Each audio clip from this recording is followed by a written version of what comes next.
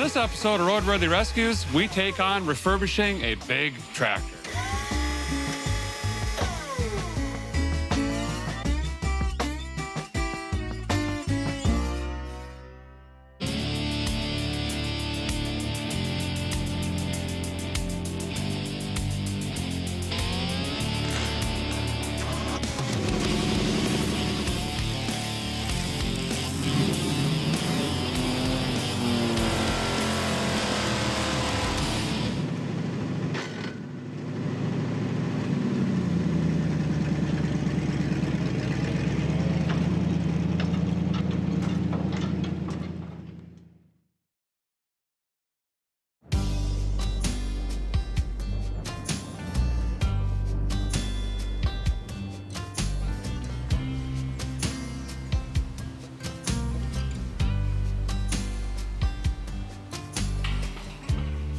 Something a little different this week on Roadworthy Rescues.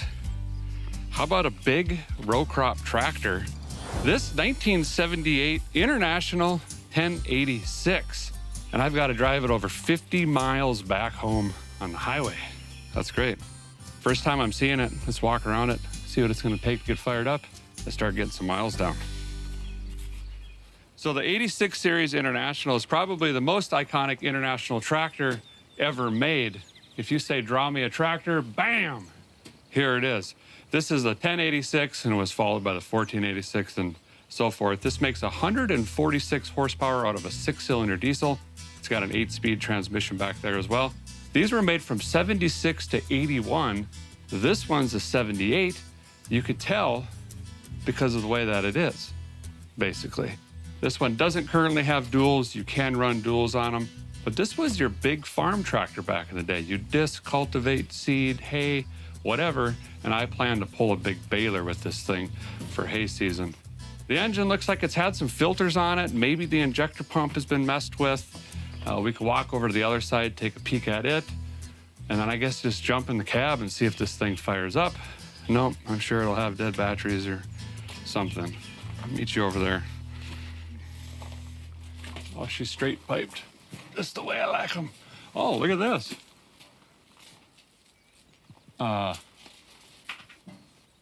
Okay. So we've got a friend along for the ride today. That seems fine. These filters, not so fresh. This one's probably 97,000 years old.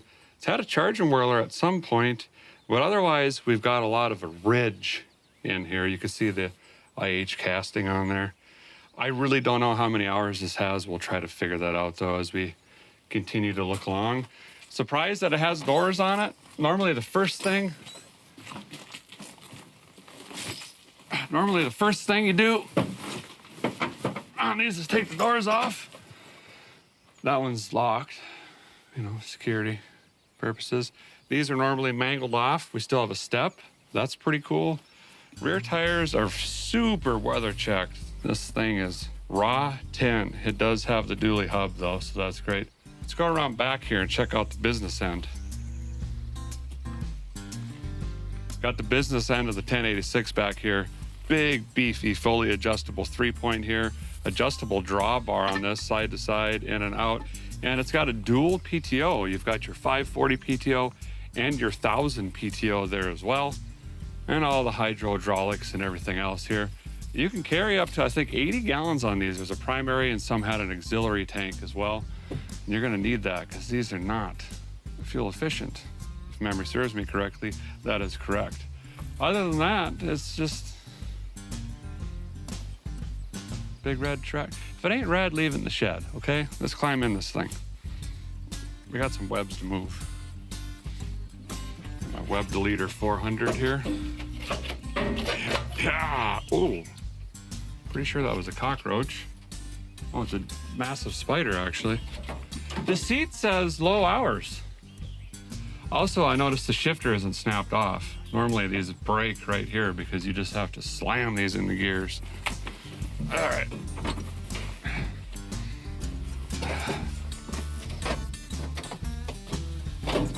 Oh. Yep, very uncomfortable.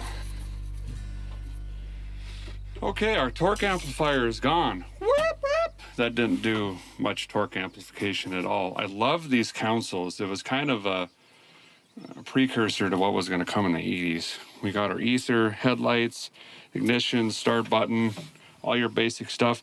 Here you've got park, and you've got your high and low range basically in reverse. And then you've got your gear selector, first through fourth over here. And then you've got your hydraulics over on this side over here. This did have, you know, the ACs, but it's been slightly modified ceiling wise. I'm gonna guess that that doesn't work. Go ahead and open these up. So now as a tyke, this is where you'd sit. There or here.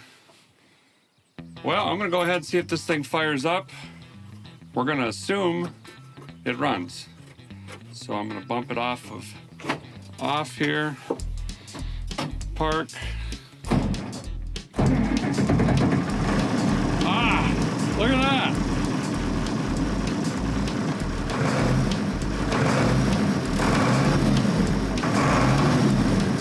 Nice.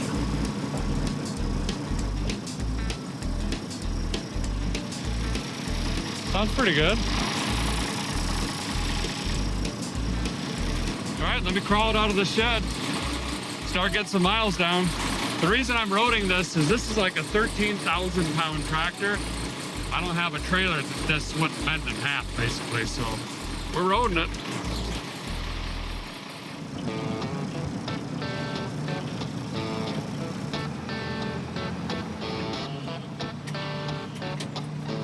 Shifter handle came off.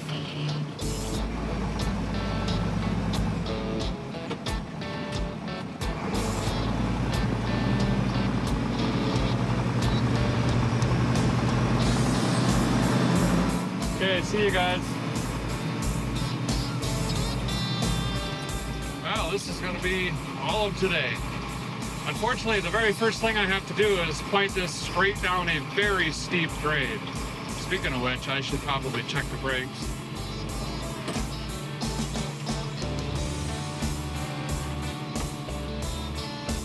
They seem to work, and now they're kind of stuck. There we go. So I'm going to choose a gear that I can brake with as well. Steering assist works. Everything is extremely loose and falling off. Hours say 1,479, so it's either 11,000 or 21,000. Maybe 31,000. I don't know. This thing is hammered. It's the cheapest 1086 I could find within 100 miles. One of the reasons I wanted a 1086 as well is I do want to run duals on this because there's a lot of side hills in Tennessee. That'll be hay. And it's nice to have the stability. We're going 17 miles an hour. It ain't wide open. Reason being is these will start bouncing really bad and they can get you bucking. And then the front tires are just dangling and it gets super sketchy. So, plus I don't know if this overheats. Nothing.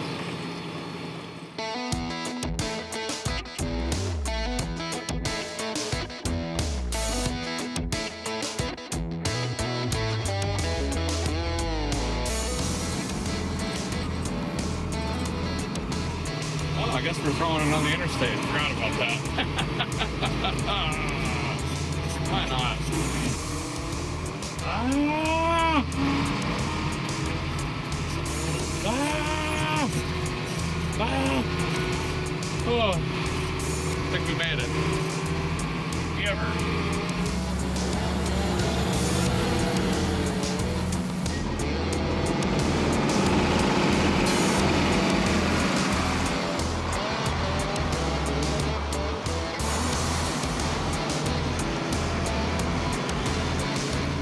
Oh, this is a good spot.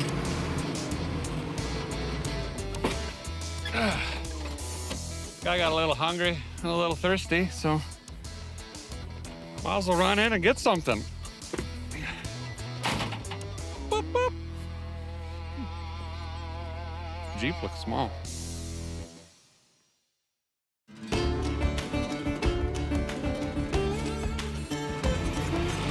So a guy just just finished up dinner. We got the International 1086 back on the highway. We've got 31 miles back to Vice Grip Garage. I'm gonna start making a list tonight of things that need repair, upgraded, updated. Tractor needs a little bit of help, but seems to be running great so far. And it's not getting hot, which was one of my biggest worries. So I guess 2 or 3 more hours of this and we'll be back, hopefully. Oh, some samples. You gotta go around people. I can't go any faster. Oh, speed limit 35. Well, let me slow her down with that. Nope.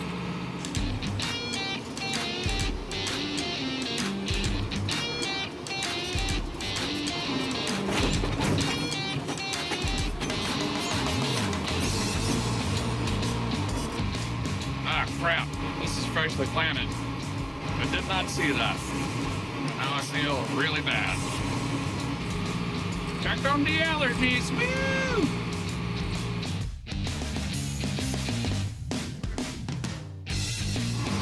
Shortcut through a neighborhood, I guess. Yeah, I know I look like it, but I'm not UPS. Okay, ladies, settle down.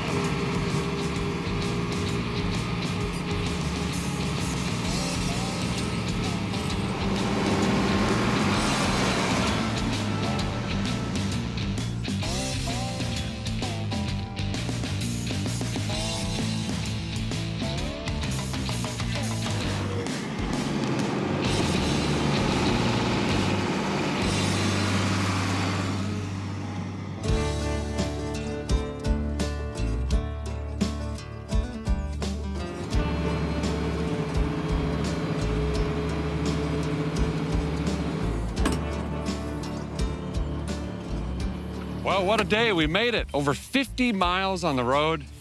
We made it back to Vice Grip Garage's Southern Tennessee, which is where we're going to be working on the 1086. It runs really, really good, but I still have a lot planned for this thing. That's going to have to wait until tomorrow, because right now I've got to jump on another tractor and hay for the rest of the night. So we'll see you in the morning.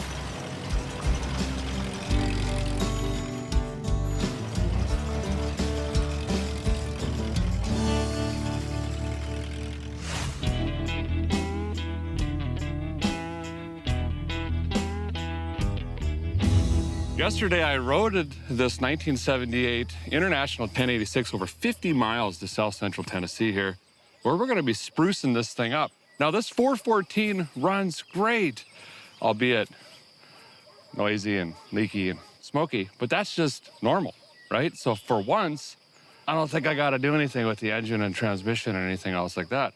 So we're going to put the time and effort into the looks department. And I could tell you the interior in this thing is absolutely trashed after spending an entire day in the thing. The seat's gone, all the foam is gone. There's no accoutrements or anything remotely nice. Not that you have to have that in a tractor, but if it runs good, it should look good. We're gonna start with paint, and it would take me weeks to hand sand all these old sun-faded decals and everything off this tractor, so we're bringing in our friends again, and they're gonna blast this thing for us really quick. It's gonna save us a ton of time, and we're actually going to be painting the exterior of this tractor, and I've even got decals. It's going to look cool. So one of the huge benefits about having this blasted over sanding it is also I don't have to tape off any of the hoses or rubber or plastic. They have a material made of glass that's abrasive enough to get all this paint and rust and stuff off of the tractor, but it's not going to hurt anything else, and it just falls into the ground and goes away.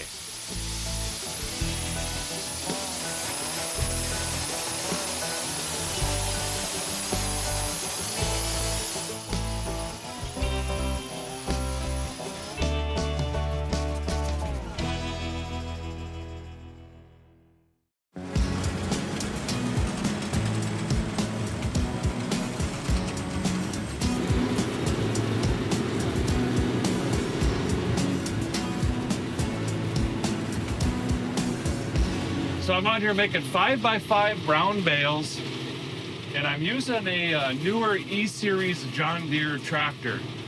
Now, ironically, I have severe outdoor allergies, which, right, growing up on a farm and doing this stuff is not ideal. So this tractor was critical for me with the closed cab and the filter systems and everything that it has, which brings me to a point. There's a lot of pros and cons with new equipment versus old equipment. One of the biggest cons of newer equipment, any farm equipment, is the cost. It's tremendously expensive today, but it's very, very comfortable.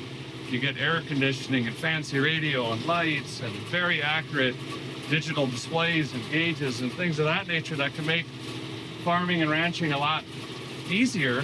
But in this particular case, as you can probably hear right now, this thing is bogging trying to pull this bale up the hill, which is why some of that older equipment, you just can't beat it. That 1086 has literally twice the horsepower as this tractor, and that's why I need to hook it to this baler. Crawling around the hills of Tennessee, this tractor just is not cutting it. For that, I can use this for running the hay conditioner. It'll do just fine there, and that's when my allergies are worst. And then I can put the brute on and pull the baler up these hills here. Right now I'm just watching the bale monitor, trying to make sure we get a nice round bale. And we're getting close to ejecting one here in just a minute, actually.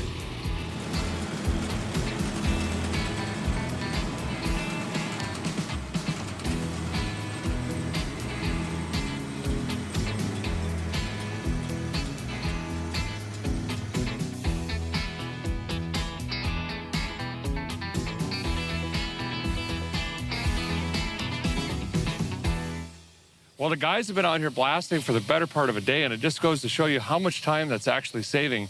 It would have taken me weeks to hand sand this thing to get ready for paint. Now, not only do we have Tennessee's cheapest 1086, but we're discovering I also own the rustiest 1086 maybe in the nation. The bottoms of the doors, the door latches, the roof, the top of the roof, anywhere where metal touches metal, that joint, there's no joint. So there's going to be a lot of spray foam and silicone and tape, and I don't know. It's going to get weird, but it'll have color soon.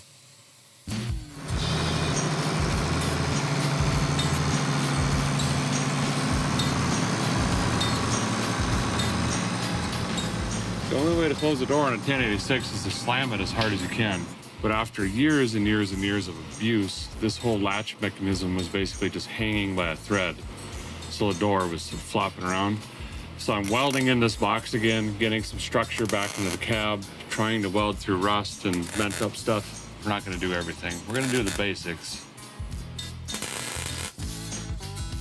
So even though this whole tractor, particularly the cab, is just a rod box, I couldn't live with the rust in the bottom of the doors. So I'm going to town, putting patch panels in. You gotta cut it out, put new fresh metal in, grind it down, put just a skim of Bondo on it. I'm gonna keep messing with that tonight. It's gonna be a very long night, but I've gotta get this done before we roll it into our blow-up paint booth thing.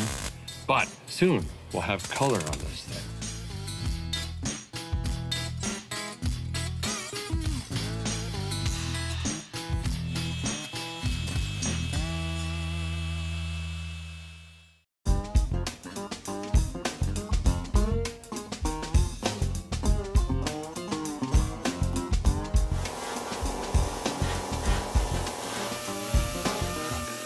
Well, hey, good morning. Back on the International 1086. I just finished up some body work on the doors here in the hood. No longer looks like Swiss cheese, which is great. I'm going to stop there. There's a tremendous amount of work that can be done. I've got to make the cab a little bit more water sealed, but we're going to call that good enough. Going to move on to the rear duals. If you ask any tractor owner, their favorite thing is switching tires and adding or removing duals. Said no one ever. It's very physically demanding and extremely dangerous, so I'm very excited to jump in. Now, we're gonna be doing some tire swap-a-rooning here. We're gonna take the inside off. This has gotta go down and get replaced. It's chunked, it's weather checked, it's not gonna last. And we're gonna put a dual on the outside for now so we can wheel this thing into our bouncy house paint booth thing. I don't know what's happening. We got bottle jacks and boards and pry bars galore. Let's see if we can get it done.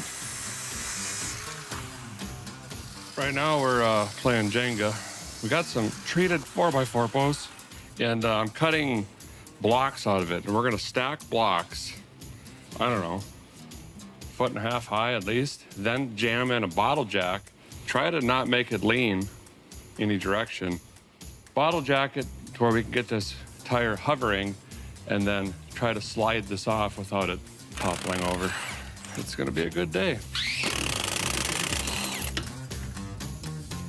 So the reason I'm trying to take the hoop off of the hub and just take the tire and the hoop off instead of the whole wheel or rim assembly is, well, first of all, this dually hub would need to come off. Someone booger welded it. That would need to be ground down. This is the weird wedge and bolt style hub. You got to try to get this bolt out, which relaxes like a wedge that goes in here. And then you have to try to slide this off of the axle shaft. A tremendous amount of work. So instead, I'm going to try to maneuver this hoop off. We're gonna temporarily mount a dual on it to move it around. And then when these get wrapped in the rubber, we have to reverse what was done. So this is actually a crew, not the hired farm hands. They're just manhandling it. They got the younger, lower back, it says, you know what I mean?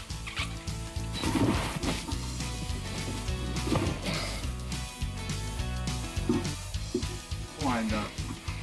Okay, let me jack it a little. There we go. Oh, we're on. Wow. That was too easy. Take it off. Let's do it again.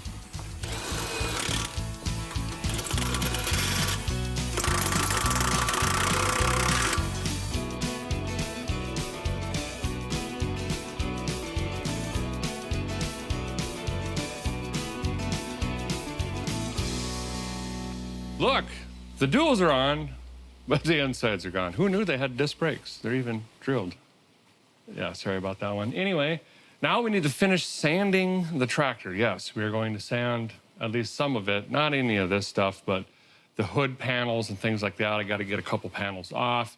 You know, I at least want to get somewhat goodish, okayer paint on it. Just good enough to where we can run it into the tavern again, and looking out the window, it looks great in the parking lot.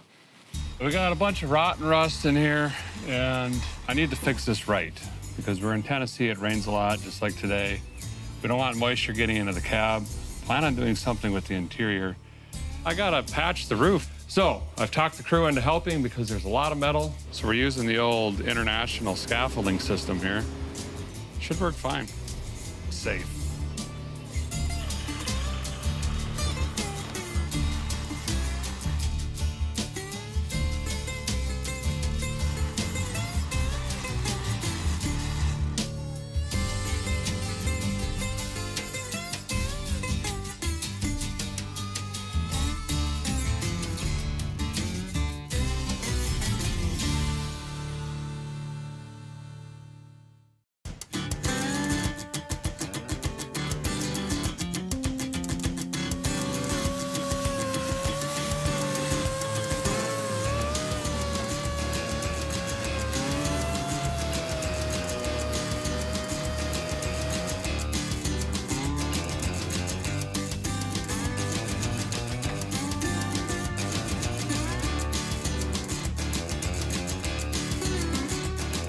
Well, the guy's finished what little body work he's going to do, or I should say want to do.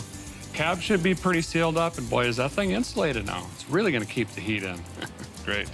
We're gonna go ahead and roll this outside and try to drive it into the bouncy castle you see back there.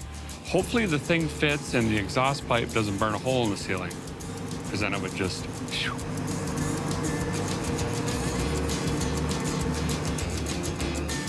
So there's 4 colors that comprise this whole tractor, basically.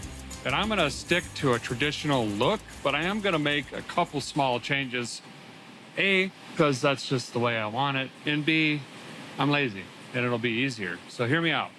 We're gonna do the red, International red. Everything you see is red, red, red, red, red front wheel. The cab, however, traditionally the post is white, the roof is white, but right here on this door line, these are actually black. The frame of the door and the frame of the window is black.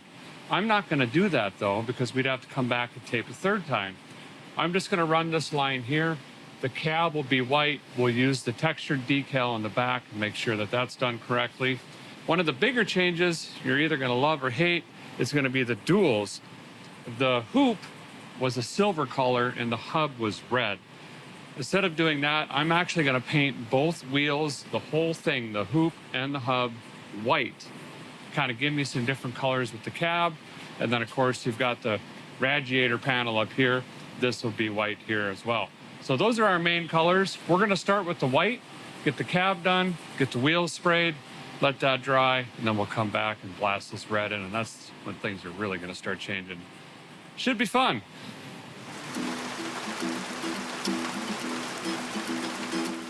So for paint, the guy's keeping it simple, and we're keeping it cheap, of course. You know me. Keep the billfold closed. We're going to use the Krylon Farm and Implement paint, just a basic white. We've got the reducer for that, and we've got the catalyst, or basically a hardener. We're gonna mix that 3 to 1 to half, and that's gonna be our single stage enamel, essentially, our white color, and we'll have the same product for the red. But the cherry on top, or the chef's kiss, is I'm actually going to add in the Vice Grip Garage white or spray-on clear. With its activator, we're gonna do a 75 to 25 mixture, so 75% enamel with 25% clear, and it's going to give it a really lustrous shine, and it should protect that color very, very well. So let me mix up some batches here. We're going to go in, we're going to use this El Cheapo, no brand name gun, and lay down some color. What's the worst that can happen? It's gray right now, right?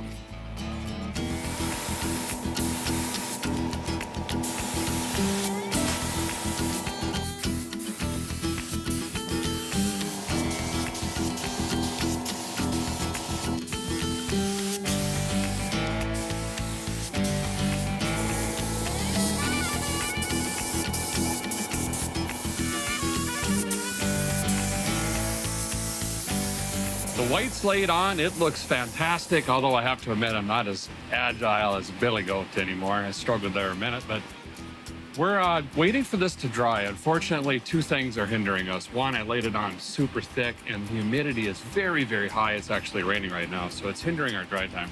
So unfortunately, we're not gonna be able to tape and do red tonight. We're gonna have to let this dry overnight. Tomorrow morning, first thing, we're gonna lay bright red International paint on this tractor. It's gonna look awesome. See that?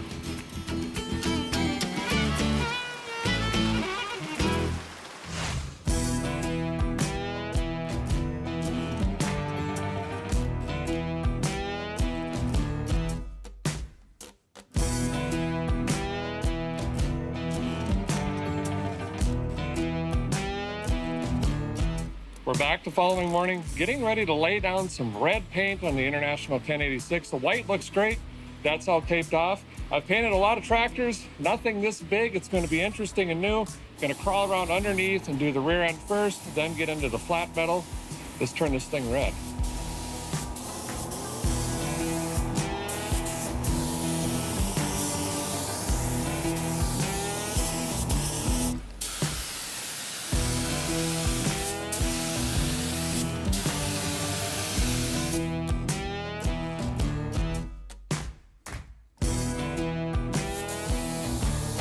Hey, look, the tractor is red. It looks fantastic. I can't wait for you guys to see this thing all unwrapped. And I've got decals for it and a full Western interior kit you guys have got to see. It's going to be great. But I put this paint on really, really thick, let's be honest, especially towards the end. The guy was getting a little woozy. We're going to have to let this dry. It's probably going to take all day. So we'll see you, I don't know, we'll see you in a while. We'll get back to work.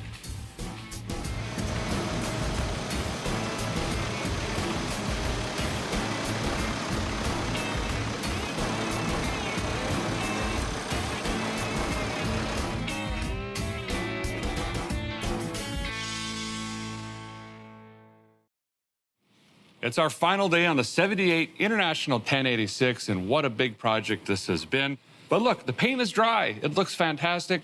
And Adam, the Tint Master 9000, is here adding 5% tint to the side windows and back windows of the cab, trying to keep this thing cool.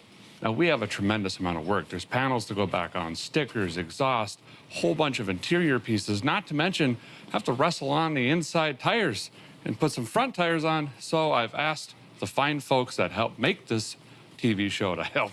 Yeah, the guys holding the camera and whatnot. So we're all gonna tackle this thing, jump in, try to get this thing done. And hopefully by the end of the day, we'll be dragging around a baler with this thing.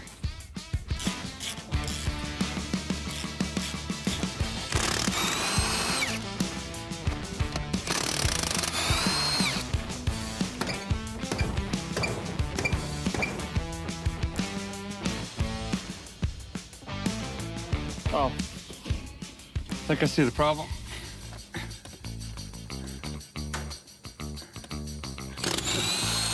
Might have forgot one bolt. Oh, now we know. The front tires just aren't gonna cut it. One's extremely bald and the other one is mismatched. So I'm gonna go ahead and bust these off and roll on some new rubber for the front here.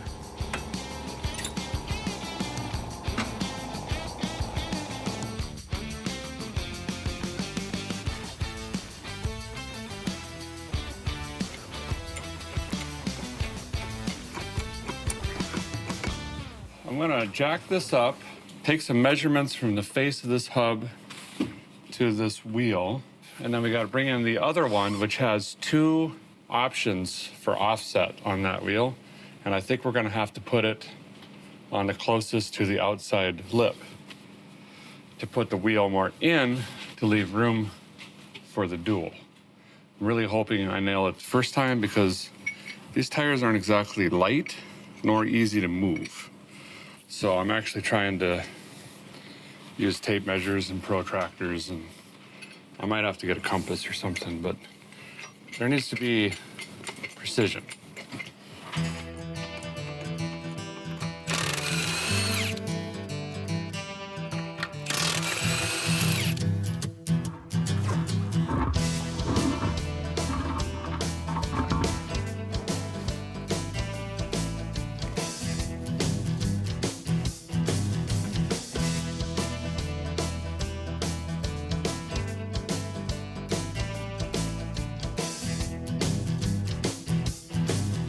About a 5-inch gap in between the duals.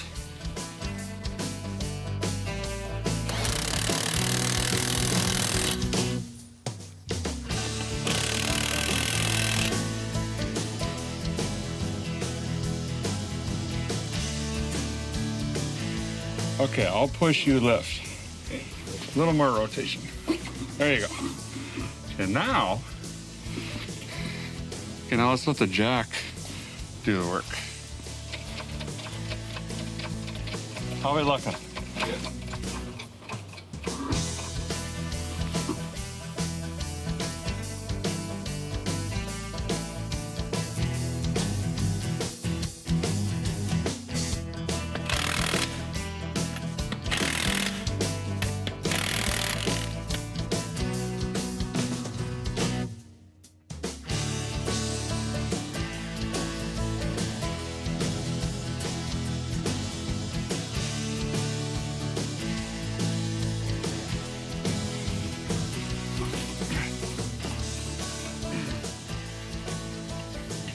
This pipe ain't gonna cut it.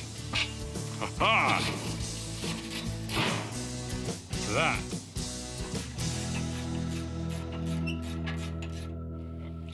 Hey, so we're actually gonna tackle the interior on this because as you can see, it is absolutely thrashed. There's no telling if this is 11,000 hours or 21,000 hours, but it's had all of it. All of the seals are shot, they're broken, they're shattered. There's a bunch of foam that should go on the sides here. There's sound deadening and insulation that should be in the ceiling. There's a lot that's missing or just worn or in terrible shape. So I'm gonna spend pretty much all day putting in new weather seals, door seals. I've talked to even the camera guys in the helping figure out the puzzle. We've got like 50 pieces laid out on the ground right now. We got to figure out where everything goes in here.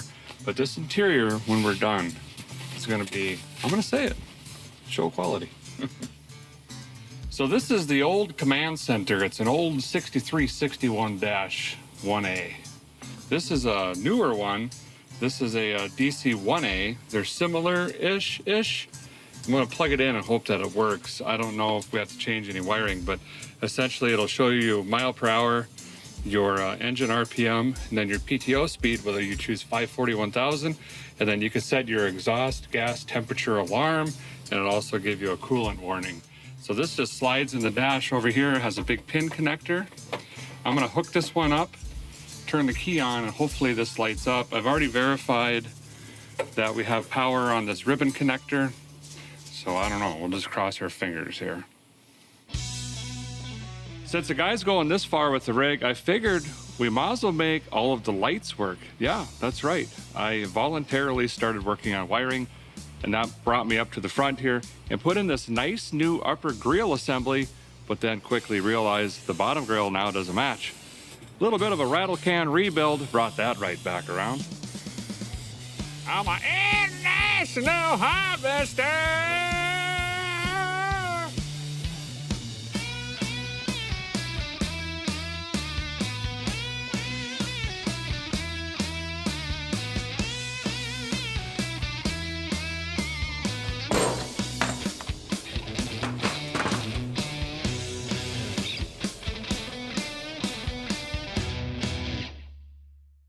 'Tint Master 9000 did quick work of the 5% tint, so I went ahead and talked him into putting on stickers. It looks great.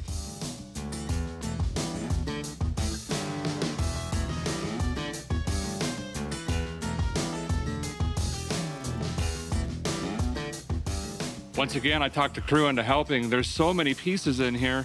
They just jumped in and started stuffing foam and all the crevasses in here. But wait until you see this interior done. It's not only gonna look great, but it's actually gonna seal the cab up really good and give us some sound deadening as well.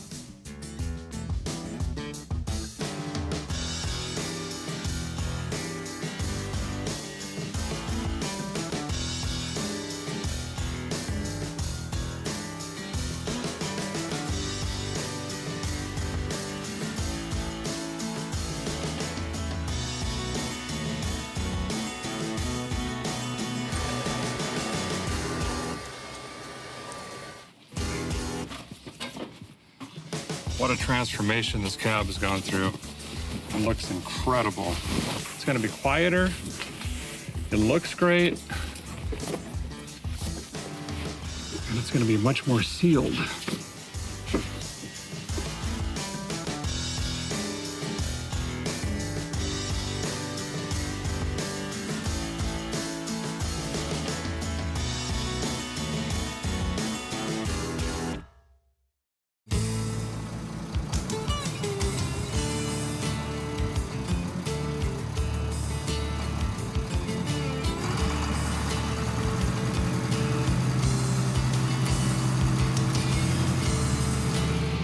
Well, this thing is far from perfect, but it's still one of the nicer 1086s I've ever seen and one of the nicer I've ever operated. It is pretty slick. Just rough enough around the edges where you're not afraid to use the thing, get it to feel, get it dirty, use the thing, run her wide open to the windshield, but boy, from 20 feet away, used to be proud of it too. I wish my grandpa could see this thing. He operated his entire farm and ranch on 1086s for the most part. And we never understood why. They're not really the most comfortable. They're not the most easy shifting, but man, they have just an absolute aggressive classic look. And they're tough. The 414s are an incredible engine. Well, I hope he's smiling down, though. That's pretty neat, Deke. That's pretty neat. Now we're gonna hook onto a baler, go drag that thing around and see how this does compared to that John Deere.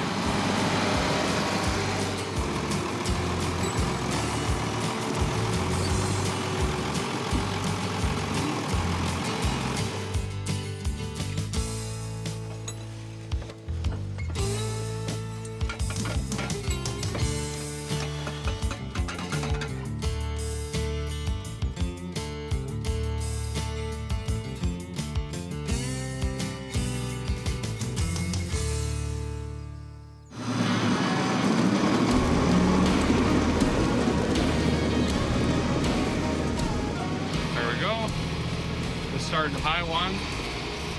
We can bail faster than that. It is high too.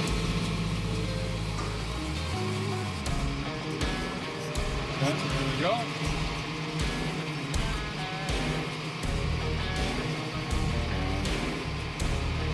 A lot more stable with the duals on. You don't get the side to side either with the tractor, which is nice. And it rides really good. The seat still works, which is incredible. There we go. Bring her down. Yeah, see, this isn't even wheezing. Even empty in that John Deere, which is about 75, 80 horse, you'd have to downshift or run her wide out to try to keep 540 PTO. This doesn't even know we're pulling anything.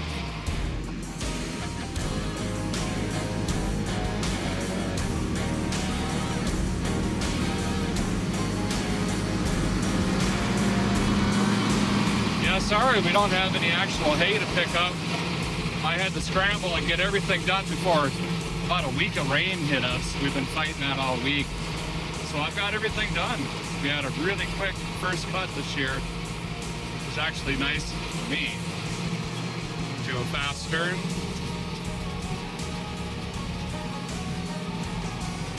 Side hill again. Nice and stable.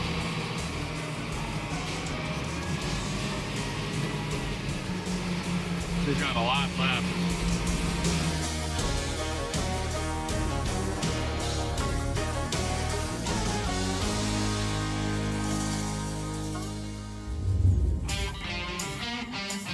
The 1086, in my opinion, is one of the most iconic tractors ever. Just look at this thing. It looks absolutely incredible. And I think this proves the point.